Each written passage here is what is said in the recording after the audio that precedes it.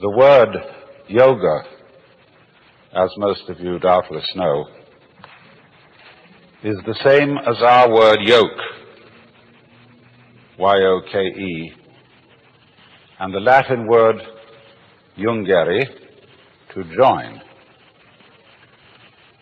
Join, junction, yoke, union, all these words are basically from the same root.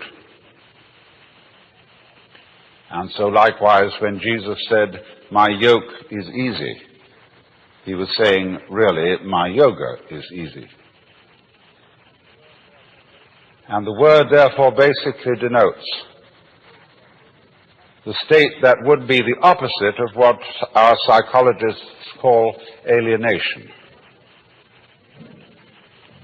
or what Buddhists call Sakaya Drishti, the view of separateness, the feeling of separateness, the feeling of being cut off from being.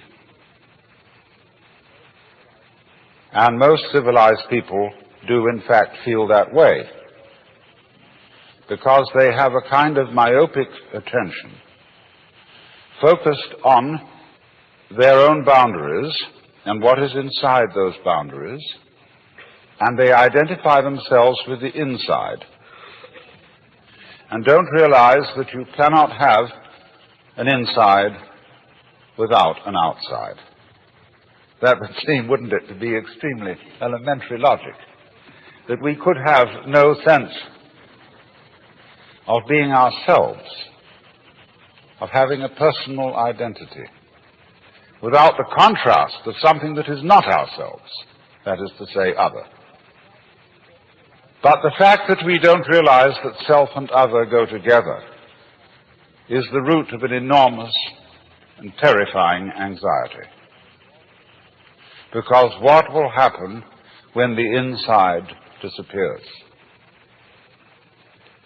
What will happen when the so-called I comes to an end, as it seems to? Of course, if it didn't, I mean, if things did not keep moving and changing, appearing and dissolving, the universe would be a colossal bore. And therefore, you are only aware that things are all right for the moment. I mean, I hope most of the people in this gathering have a sort of genial sense inside them that for the time being, things are going on more or less okay. Some of you may be very miserable. And then your problem may be just a little different, but it's essentially the same one. But you must realize that that sense of life being fairly all right is inconceivable and unfeelable unless there is way, way, way in the back of your mind the glimmer of a possibility that something absolutely unspeakably awful might happen. Doesn't have to happen. Of course, you'll die one day. But there always has to be the vague apprehension, the Hintergedanke, that the awful awfuls are possible.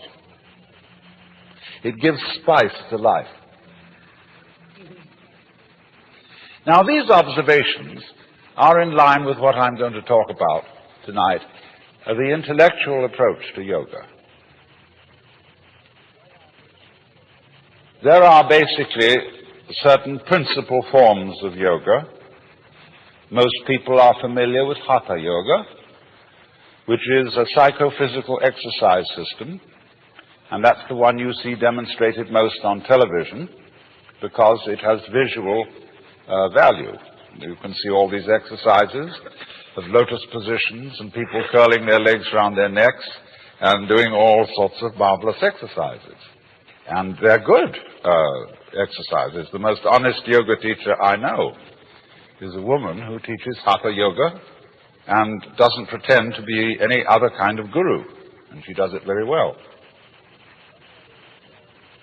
Then there is Bhakti Yoga. Bhakti means devotion. And I suppose in general you might say that Christianity is a form of Bhakti Yoga, because it is yoga practiced through extreme reverence for and love for some being felt more or less external to oneself, who is the representative of the divine. Then there is karma yoga. Karma means action. And incidentally, that's all it means. It does not mean the law of cause and effect. When we say that something that happens to you is your karma, all it's saying is it's your own doing. Nobody's in charge of karma except you. Karma yoga is the way of action, of using one's everyday life, one's trade, or an athletic discipline like sailing or surf riding or track running as your way of yoga, as your way of discovering who you are. Then there's Raja Yoga. That's the royal yoga. And that's sometimes also called Kundalini Yoga. And that involves very complicated psychic exercises having to do with awakening the serpent power that is supposed to lie at the base of one's spiritual spine and raising it up through certain chakras or centers until it enters into the brain. There's a very profound symbolism involved in that, but I'm not going into that. And then finally there are several others. There's mantra yoga. Mantra yoga, which is the practice through chanting of humming, either out loud or silently, certain sounds which become supports for contemplation, for what is in Sanskrit called jhana. And jhana is the state in which one is clearly awake and aware of the world as it is, as distinct from the world as it is described. In other words, in the state of jhana, you stop thinking. That is to say, you stop talking to yourself and figuring to yourself and symbolizing to yourself what is going on. You simply are aware of what is. And nobody can say what it is because, as Korzybski well said, the real world is unspeakable. It's a lovely double take in that. But that's jhana. That's zazen, where one practices to sit absolutely wide awake with eyes open, but not thinking. That's a very curious state, incidentally. I knew a professor of mathematics at Northwestern University who one day said, "You know, it's amazing how many things there are that aren't so."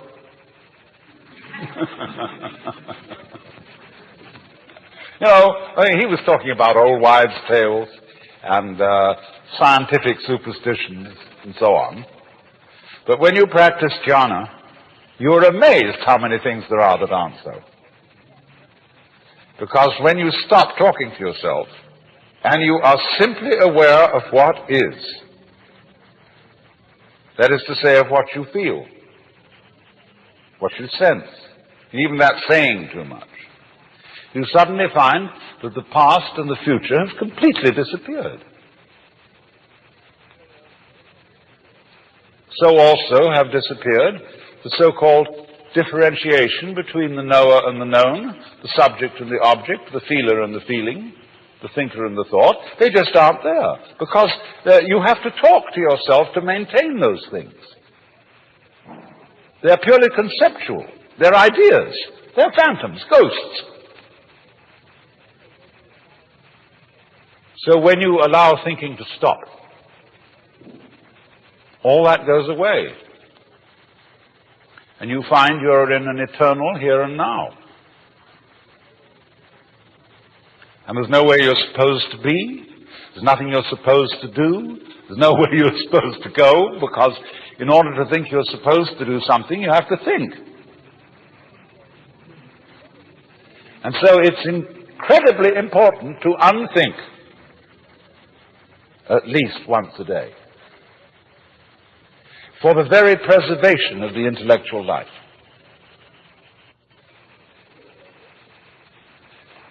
So if we stop that temporarily and get our mind clear of thoughts, we become, as Jesus said, again as children, and get a direct view of the world, which is very useful once you're an adult. There's not much you can do with it when you're a baby, because everybody pushes you around. And they pick you up and sit you there, they sit you there. And you can't do much except practice contemplation. Only you can't tell anyone what it's like. But when, as an adult, you can recapture the baby's point of view, you will know what all child psychologists have always wanted to know, how it is that a baby feels. And the baby, according to Freud at least, has the oceanic experience. That is to say, a feeling of complete inseparability from what's going on. The baby is unable to distinguish between the universe and his or her action upon the universe. And most of us, if we got into that state of consciousness, might be inclined to feel extremely frightened. And beginning to ask, who's in charge? I mean, who controls what happens next? We would ask that because we are used to the idea that the process of nature consists of controllers and controlees, things that do and things that are done to. This is purely mythological. So many spiritual teachers and gurus will look at their disciples and say, I am God. I have realized. See? But the important thing is that you are. Whether I am or not is of no consequence to you whatsoever. I could get up and say, I have realized. I put on a turban and yellow robe and whatever, and say, come and have darshan. I'm Guru. You need the grace of Guru in order to realize, and so on, and it'd be a wonderful hoax. It'd be like picking your pockets and selling you your own watch.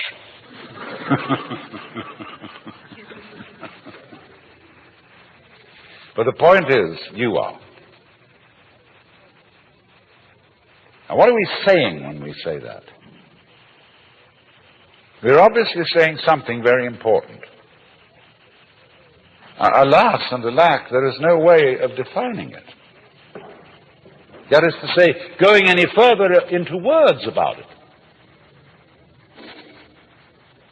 See, when a philosopher hears such a statement as tattvamasi, you are it, or there is only the eternal now, the philosopher says, I don't see why you're so excited about it. What do you mean by that? And that he asks that question because he wants to continue in a word game. He doesn't want to go on into an experiential dimension. He wants to go on arguing because that's his trip. And all these great mystical statements mean nothing whatsoever. They're ultimate statements. Just as, the trees and the clouds and the mountains and the stars have no meaning because they're not words. Words have meaning because they're symbols, because they point to something other than themselves. But the stars, like music, only bad music has any meaning. Classical music never has a meaning. And to understand it, you must simply listen to it and observe its beautiful patterns. Go into its complexity. So, when your mind, that is to say your verbal systems, get to the end of their tether, that is to say, when they arrive at the meaningless statement, here is the critical point. And the method of jnana yoga is to exercise one's intellect to its limits, so that you get to the point where you have no further questions to ask. You can do this in philosophy study if you've got the right kind of teacher who shows you that all philosophical opinions whatsoever are false, or at least, if not false, extremely partial. And so you feel a kind of intellectual vertigo, which is called in a Zen Buddhist poem, above not a tile to cover the head, below not an inch of ground to stand on. Well, where are you then?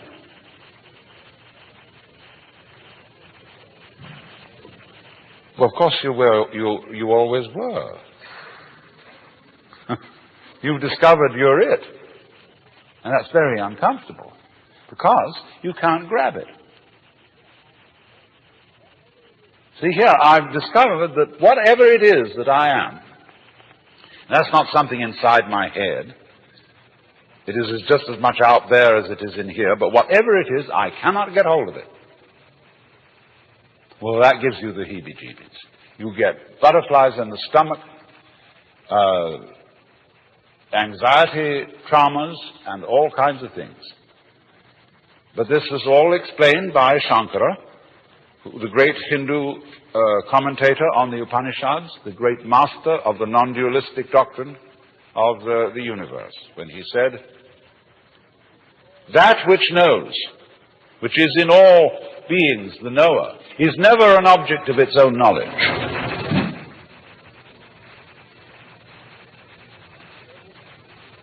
So therefore, to everyone who is in quest of the supreme kick,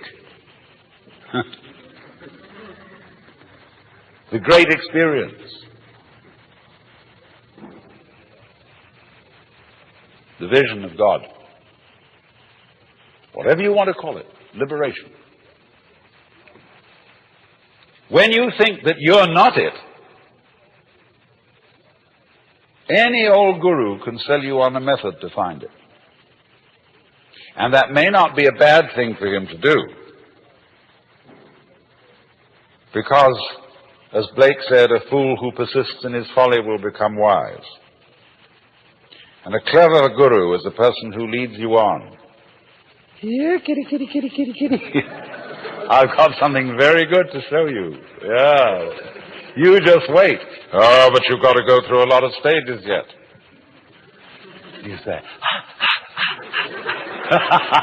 can I get that? Oh, I want to get that. You know, all the time it's you. I was talking with a Zen master the other day, and he said, "You should be my disciple." I looked at him and said, "Who was Buddha's teacher?" And he looked at me in a very odd way and said,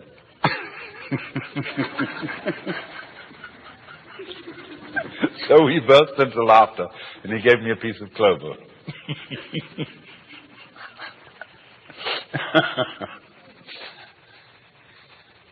So,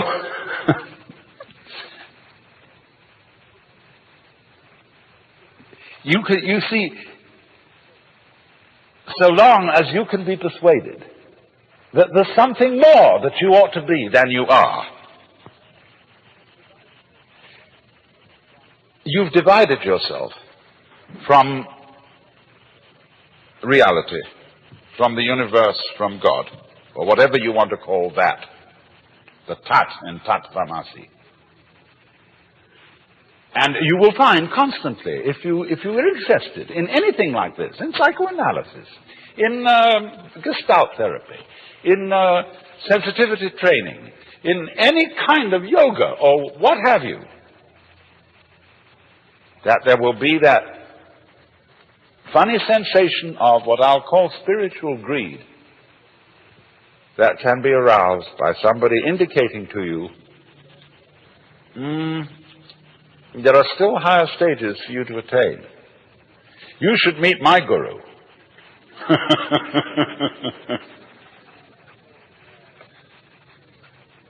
So you might say then now, to be truly realized, you have to get to the point where you're not seeking anymore.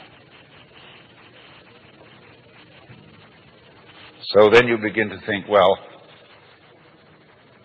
we will now be non-seekers. You know, like disciples of Krishnamurti, who, because he says he doesn't read any spiritual books, they can't read anything but mystery stories. You know, becoming spiritually unspiritual. Well, you'll find that that too is what is called in Zen legs on a snake. It's irrelevant. You don't need not to seek, because you don't need anything.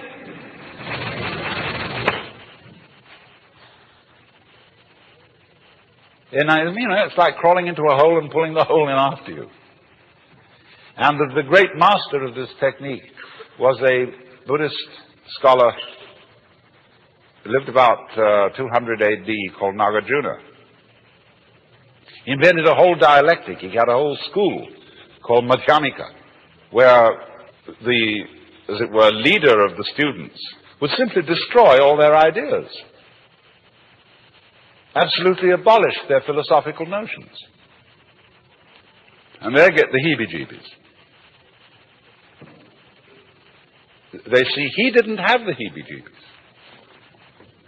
He seemed perfectly relaxed in not having any particular point of view. Well, they said, "Teacher, how can you stand it? We have to have something to hang on to." Who does? Who are you?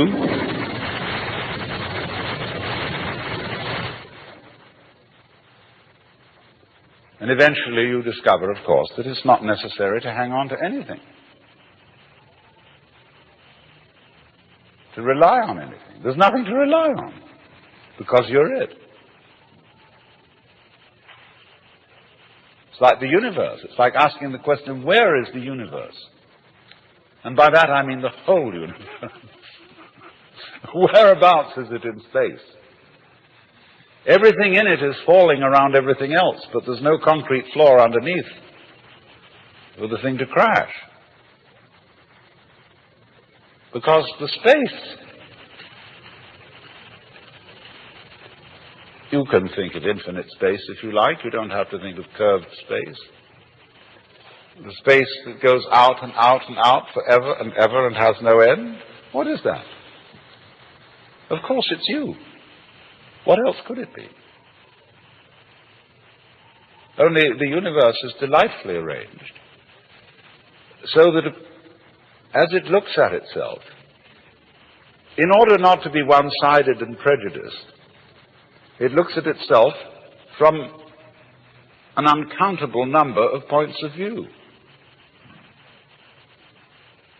We thus avoid solipsism, as if I were to have the notion that it's only me that's really here, and you're all in my dream.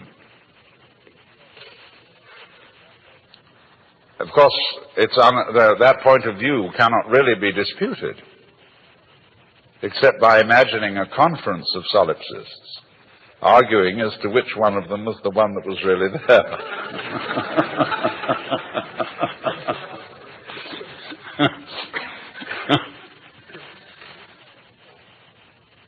Now, you see, if you understand what I'm saying with your intelligence,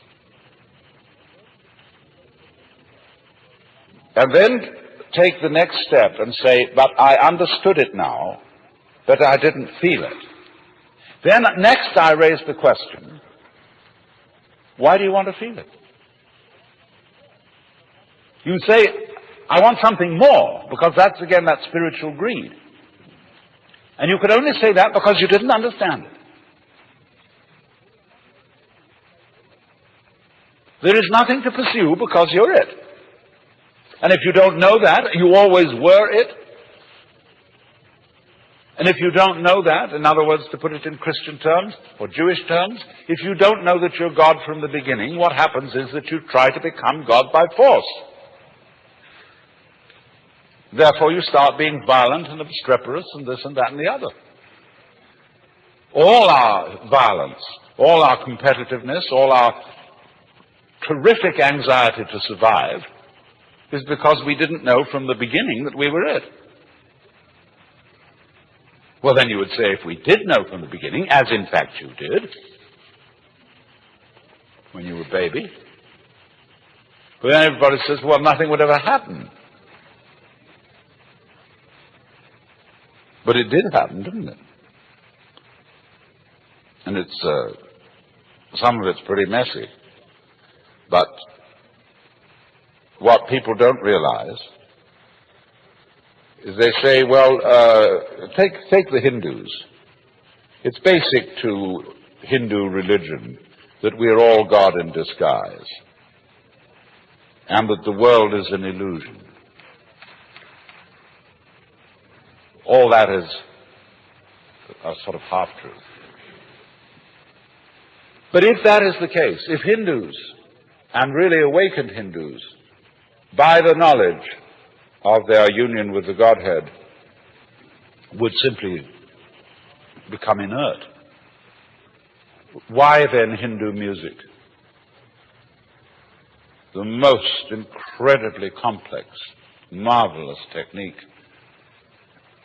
When they sit and play, they laugh at each other. They're enjoying themselves enormously with these very complicated musical games. But when we come and the symphony orchestra gets up, everybody dresses in evening dress, the most serious expression, and all the audience is down, and it's like it's in a kind of church. And there's none of that terrific zest where the drummer, the tabla player, laughs at the sarod player as they compete with each other in all kinds of marvelous improvisations. So, if you do find out, by any chance, who you really are, you, instead of becoming merely lazy, you start laughing. And laughing leads to dancing. And dancing needs music. And we can play with each other for a change.